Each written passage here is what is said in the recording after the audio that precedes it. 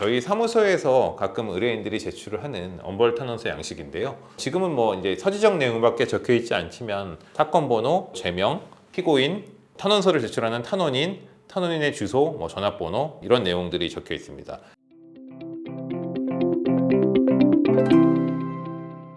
탄원서와 반성문과의 차이점에 대해서 알아보도록 하겠습니다. 가끔 반성문과 탄원서 차이가 무엇인지 혼동하시는 분들이 있는데요. 형사사건을 기준으로 말씀드려 본다면 반성문은 형사범죄를 범한 가해자가 본인의 형사처벌 정도에 있어 양형상 성처를 받고자 제출하는 서면을 의미합니다. 반대로 진정서는 상대방의 불법행위나 형사범죄로 인해 피해를 본 당사자들이 가해자의 엄벌을 요청하기 위해 제출하는 서면을 의미한다고 볼 수 있습니다. 사실 탄원서를 어떻게 작성해야 하는지 정해진 양식이 있는 것은 아닙니다. 당연한 말이겠으나 감정에 호소하기보다는 그 내용이 충실하게 작성되는 것이 필요합니다. 즉 상대방한테 어떤 엄벌이 가해져야 되는 이유를 구체적으로 내용에 적시하되 상대방의 불법행위 등으로 인해 내가 입게 된 피해 정도를 일목요연하게 정리해서 언급하는 것이 좋습니다. 단순히 감정상 내용으로 피해가 크다고만 반복 주장한다거나 눈물에 호소하는 식으로 탄원서 내용을 작성하는 사례가 많은데요. 탄원서 특성상 그런 내용 기재를 하는 것은 어찌 보면 피할 수는 없겠지만 가능한 구체적인 팩트에 기반해서 내용을 작성해야 합니다.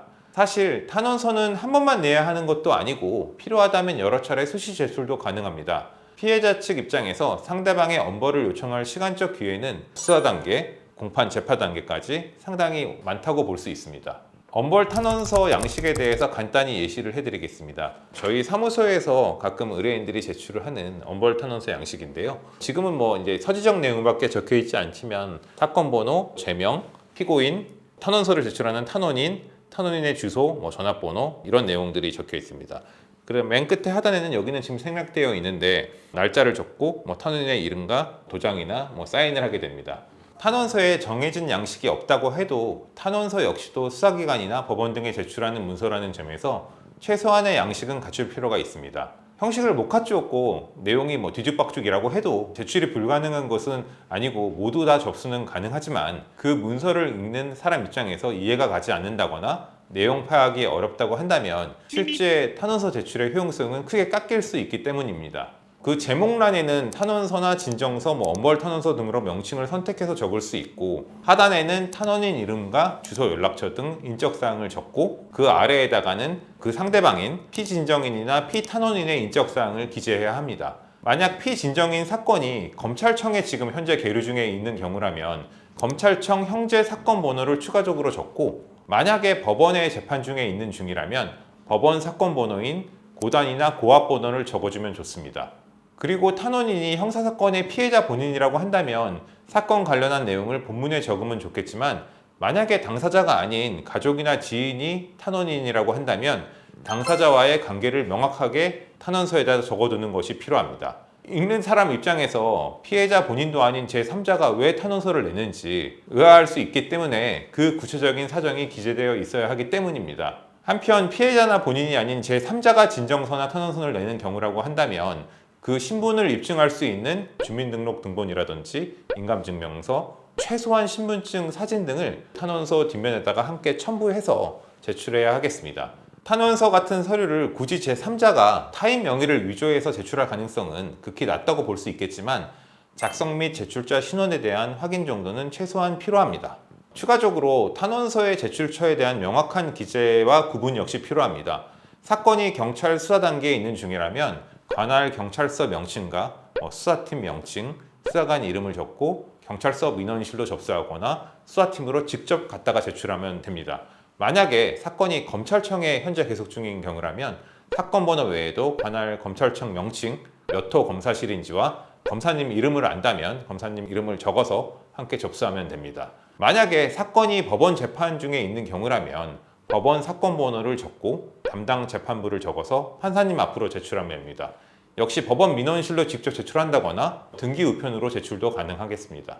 탄원서나 진정서를 낼 때에는 그 글을 읽는 상대방이 누구인지 명확하게 구분해서 제출이 필요합니다. 사실 다소 잘못 적어낸다고 효과가 없는 것은 아니겠지만 제출처가 수사기관인지 법원 재판부인지에 따라 그 내용 구분이 필요합니다.